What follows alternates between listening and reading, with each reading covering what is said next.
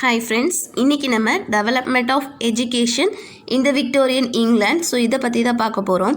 Queen Victoria rule பண்ண அந்த time பீரியடை தான் நம்ம த விக்டோரியன் ஏஜ் இல்லைனா விக்டோரியன் எரா அப்படின்னு சொல்லுவோம்.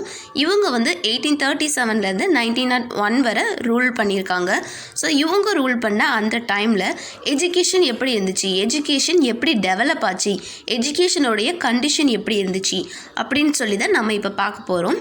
ஸோ எஜுகேஷன் வந்து எவ்வளோ இம்பார்ட்டன்ட் ஆனது அப்படின்னு பிஃபோர் 19th செஞ்சுரி இங்கிலாண்டை சேர்ந்த எந்த பீப்புளுமே ஃபுல்லாக ரியலைஸ் பண்ணலை. அது மட்டும் இல்லாமல் அந்த ஓல்ட் கண்ட்ரிலையும் எஜுகேஷனை பொறுத்த வரைக்கும் ஒரு யூனிஃபார்மிட்டியே இல்லை. ஒருத்தங்களுக்கு ஒரு மாதிரி எஜுகேஷனும் இன்னொருத்தங்களுக்கு வேறு மாதிரி எஜுகேஷனும் தான் கிடைச்சிது.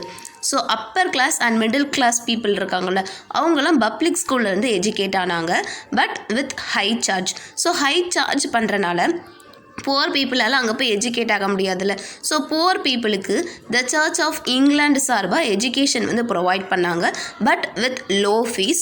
ஸோ இதுலேருந்து நம்மளுக்கு என்ன தெரியுது, ஒவ்வொருத்தவங்களுடைய ஸ்டேட்டஸை பொறுத்து தான் அப்போது எஜுகேஷன் கொடுத்துருக்காங்க அப்படின்னு தெரியுது. ஸோ நெக்ஸ்ட்டு ரோமன் கேத்தாலிக்ஸ் இருக்காங்களா, ஸோ அவங்கள வந்து கவர்மெண்ட் ஸ்கூலுக்குள்ளே அலோவ் பண்ணல. ஸோ அவங்க வந்து எப்படி எஜுகேட் ஆனாங்கன்னா அவங்களே எஜுகேட் கொடுத்துக்கிட்டாங்க. ஸோ அவங்களுக்குள்ளே எல்லாம் பண்ணுறனால அவங்களோட எஜுகேஷன் வந்து எப்படி இருந்துச்சுன்னா ரொம்ப எக்ஸ்பென்சிவாக இருந்துச்சு. ஸோ நெக்ஸ்ட்டு சீப் ஸ்கூல்ஸ்லாம் இருக்குல்ல, ஸோ அதெல்லாம் வந்து not good for education. So எஜுகேஷனுக்கு அது வந்து கரெக்டாக இருக்காது அப்படின்னு சொல்கிறாங்க. ஸோ சார்லஸ் டிக்கன்ஸ் இவங்கள நம்ம ஆல்ரெடி பார்த்துருப்போம். இந்த விக்டோரியன் ஏஜில் இவங்க வந்து கிரேட்டஸ்ட் நாவலிஸ்ட். ஸோ இவங்க வந்து ஒரு நாவல் எழுதியிருப்பாங்க, நிக்கோலஸ் நிக்கல்பை. ஸோ இவங்க அந்த நாவல் எப்படி எழுதியிருப்பாங்கன்னா, பவுசர்ஸ் அகாடமி அப்படின்னு ஒரு அகாடமி இருக்கும். ஸோ அது வந்து ஒரு ப்ரைவேட் ஸ்கூல். அங்கே வந்து 200க்கும் மேற்பட்ட பாய்ஸஸ் வந்து படிக்கிறாங்க. ஸோ அந்த ஸ்கூலை February 2nd 1838 அப்போ சார்லஸ் டிக்கன்ஸ் வந்து விசிட் பண்ணியிருப்பாங்க. ஸோ அங்கே போய் அந்த ஸ்கூல் இருக்கிற கண்டிஷன், ஸோ அங்கே எஜுகேஷன் சிஸ்டம் எப்படி இருக்குது, ஸோ அதெல்லாம் பார்த்து சார்லஸ் டிக்கன்ஸ் வந்து ரொம்ப இதாக ஃபீல் பண்ணாங்க, டிஸ்கிரேஸ்ஃபுல்லாக ஃபீல் பண்ணாங்க. ஸோ அவங்க வந்து அந்த ஸ்கூலோடைய கண்டிஷன் எப்படி இருக்குது, ஸோ அந்த ஸ்கூலை பற்றி அவங்களுடைய நாவலில் நிக்கோலஸ் நிக்கல்பையில் டிஸ்கிரைப் பண்ணியிருக்காங்க. ஸோ அவங்க என்னென்னு சொல்லியிருப்பாங்கன்னா, டூ த பாய்ஸ் ஹால் அப்படின்னு சொல்லியிருப்பாங்க. ஸோ நெக்ஸ்ட்டு மிடில் 19th செஞ்சுரியில் எஜுகேஷ்னல் ஃபீல்டில் வந்து நிறைய சேஞ்சஸ் வந்துச்சு. ஸோ கிங்கு வந்து பப்ளிக் ஸ்கூல்ஸ்லாம் நிறைய வச்சுருந்தாங்க. ஸோ அதில் upper and middle class people வந்து எஜுகேட் ஆனாங்க. So next duke of Wellington என்ன சொல்லியிருப்பாங்கன்னா, the battle of Waterloo was won by the playing fields of Eton அப்படின்னு சொல்லியிருப்பாங்க. ஸோ நெக்ஸ்ட்டு எவ்ரி இங்கிலீஷ்மேன், அதாவது ஒவ்வொரு இங்கிலீஷ்மேனும் பப்ளிக் ஸ்கூல்ஸோட ஓல்டு ஸ்டூடெண்ட் தான் அப்படின்னு சொல்கிறாங்க. ஸோ அந்த ஓல்டு ஸ்டூடெண்ட் யாரெல்லாம் கீழே மென்ஷன் பண்ணியிருக்காங்க, எட்டான், ஹாரோ இவங்களாம். ஸோ இந்த ஸ்கூலை வந்து என்னன்னு சொல்கிறாங்க, ஒரு இன்டிசிப்ளின் அப்படின்னு சொல்கிறாங்க. பட் இன்டிசிப்ளின் அந்த ஸ்கூலில் சொல்லியிருக்காங்களே, ஸோ அந்த நேமை சேஞ்ச் பண்ணது யாருன்னா டாக்டர் அர்னால்டு. இவங்க யாருன்னா ஒரு head master.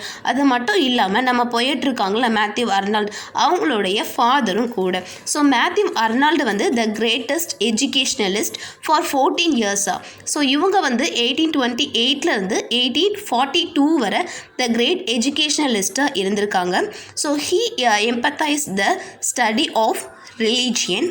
So next the monetary system அப்படின்னு ஒரு சிஸ்டத்தை வந்து இன்ட்ரடியூஸ் பண்ணாங்க. எதுக்காகனா, இப்போ அந்த ஸ்கூலில் வந்து இன்டிசிப்ளின் அப்படின்னு சொன்னாங்களே, ஸோ அந்த நேமை சேஞ்ச் பண்ணுறதுக்காக, ஸ்டூடெண்ட்ஸ்குள்ளே ஒரு டிசிப்ளின் கொண்டு வர்றதுக்காக. ஸோ த மானிட்டரி சிஸ்டமை வந்து இன்ட்ரடியூஸ் பண்ணாங்க ஸ்டூடெண்ட்ஸை மெயின்டைன் பண்ணுறதுக்காக. ஸோ அது மட்டும் இல்லாமல் நிறைய கேம்ஸும் கூட இன்ட்ரடியூஸ் பண்ணாங்க. ஸோ நெக்ஸ்ட்டு இந்த டைமில் என்ன நடந்துச்சுன்னா, செகண்ட் ரிஃபார்மேஷன் பில் வந்து பாஸ் ஆச்சு. நம்ம ஆல்ரெடி த சார்ட்டர்ஸ் மூமெண்ட் அப்படின்னு ஒரு மூமெண்ட்டை பற்றி பார்த்துருப்போம். ஸோ அதுக்கப்புறம் செகண்ட் ரிஃபார்மேஷன் பில் இது வந்து 1867 பாஸ் ஆச்சு. ஸோ இது மூலமாக லார்ஜர் செக்ஷன்ஸ் ஆஃப் பீப்புளுக்கு, அதாவது ஒர்க்கிங் கிளாஸ் பீப்புளுக்கு ஓட்டிங் ரைட்ஸ் வந்து கொடுத்தாங்க. So next Gladstone educational act. So ஒவ்வொரு டிஸ்ட்ரிக்ட்லேயுமே ஒரு ஸ்கூல் போர்டை வந்து எஸ்டாப்ளிஷ் பண்ணாங்க. So to provide education for the childrens 5 இயர்ஸ்லேருந்து 12 இயர்ஸ்குள்ளே இருக்கிற சில்ட்ரன்ஸ்க்காக எஜுகேஷன் ப்ரொவைட் பண்ணுறதுக்காக இந்த ஆக்டை வந்து கொண்டு வந்தாங்க.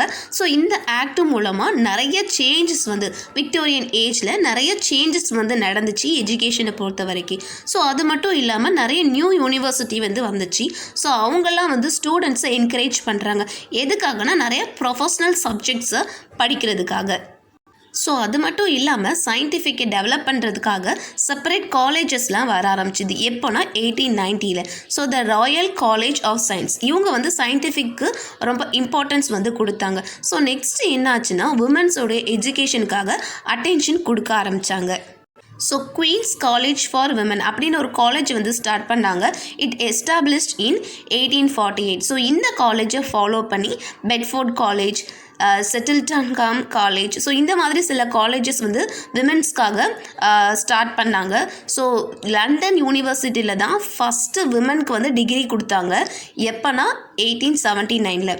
ஸோ அதுதான் விமன் வந்து டிகிரி வாங்கின first time. So next Gladstone இருக்காங்கள்ல, இவங்க வந்து பேட்ரோனேஜை அபாலிஷ் பண்ணாங்க.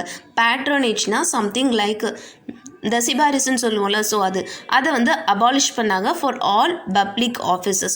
ஸோ இப்போ வந்து சிவில் சர்வீஸ்குள்ளே போகணுன்னா அவங்க வந்து கண்டிப்பாக காம்படிட்டிவ் எக்ஸாம் வந்து எழுதணும் அப்படின்னு ஒரு ரூலை வந்து கொண்டு வந்தாங்க. ஸோ 1870 வந்து எஜுகேஷன் பொறுத்த வரைக்கும் விக்டோரியன் இங்கிலாண்டில் எஜுகேஷனை பொறுத்த வரைக்கும் 1870 ஒரு டேர்னிங் பாயிண்ட் வந்து வந்துச்சு அப்படின்லாம்.